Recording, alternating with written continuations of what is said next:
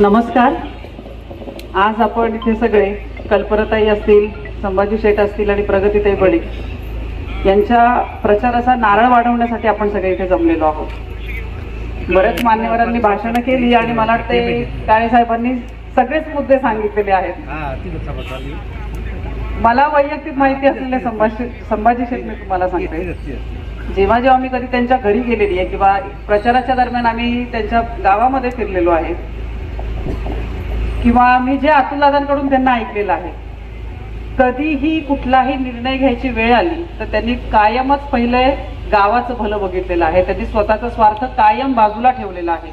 त्याच्यामुळे कुठलाही निर्णय पहिलं याच्यात गावाचं भलं आहे का, एखादी निवडणूक लढवण्याची जरी वेळ आली तरी त्याच्यामध्ये जर का गावाचे दोन भाग होणार असतील तर त्यांची नेहमी माघार असती नाही, मला गाव एक ठेवायचे.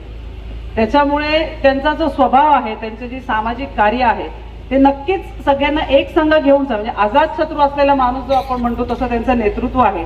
आणि पंचायत समिती गणामध्ये काम करत असताना मला नक्कीच खात्री आहे की ते पूर्ण गण असेल किंवा जिल्हा परिषद पूर्ण गट असेल हा नक्कीच एकत्र घेऊन ते चालतील. कल्पनाताईंबद्दल सांगायचं झालं तर जसं आता काळे साहेबांनी सांगितलं की महिला नेतृत्व हे सक्षम पाहिजे. कोणाच्या सांगण्यावरून तू इथं उठ, तू तिथं बस, तू हे काम कर, हे सांगण्याची वेळ नाही आली पाहिजे. आज स्वतः त्या महिलेला तिथं जाऊन जेडपी मध्ये निर्णय घ्यायचे, गावासाठी निर्णय घ्यायचे, महिलांचे प्रश्न समजून घ्यायचे.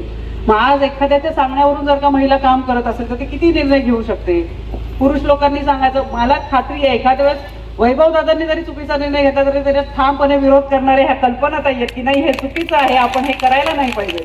त्याच्यामुळे हे जे असं सक्षम नेतृत्व आहे, आपल्याला आरक्षणच त्याच्यासाठी दिलंय की सक्षम नेतृत्व घडलं पाहिजे आणि त्या आरक्षणाचा आदर ठेवून आपण एक सक्षम नेतृत्व आज राष्ट्रवादी काँग्रेस पक्षाने दिलेलं आहे. प्रगतीताई बडे सुद्धा त्यांच्या परिवाराची पार्श्वभूमी खूप मोठी आहे, त्या सुद्धा तेवढ्याच सक्षमपणे काम करतील. आणि हे जे आपलं पॅनल आहे म्हणजे संभाजी शेठ असतील, प्रगतीताई असतील, कल्पनाताई आहे, हे एक सक्षम पॅनल आपण दिलेलं की हा जो पॅनल आहे हा या जिल्हा परिषद गटाला नक्कीच न्याय देईल. आणि हे तिघही मिळून जेव्हा केव्हा निर्णय घ्यायचा वेळ येईल तेव्हा मला ठाम विश्वास आहे की हे गाव म्हणूनच आणि गावाची प्रगती म्हणूनच सर्वप्रथम निर्णय घेतील आणि स्वतःचे सगळे स्वार्थ बाजूला ठेवतील. हे एवढं जे सक्षम आपण पॅनल दिलेलं आहे हे कायमच बेनके परिवाराच्या मागे ठामपणे उभे आहेत. आणि ह्या इलेक्शनच्या दरम्यान सुद्धा अतुलदादा असतील, पूर्ण राष्ट्रवादी काँग्रेस पक्ष असेल, एक बेनके परिवार म्हणून आम्ही सुद्धा तुमच्या तिघांच्या मागे ठामपणे उभे आहे.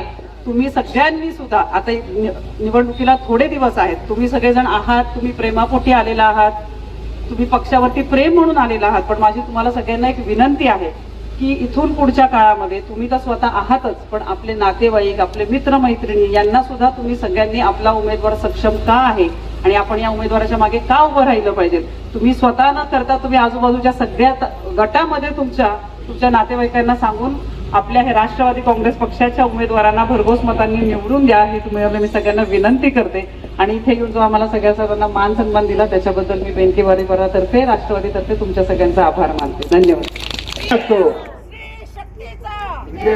धन्यवाद ताई.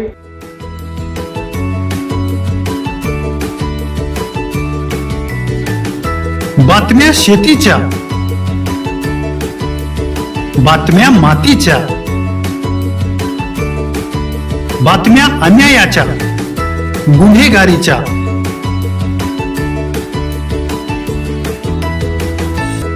राजकारणाच्या आणि समाजकारणाच्या,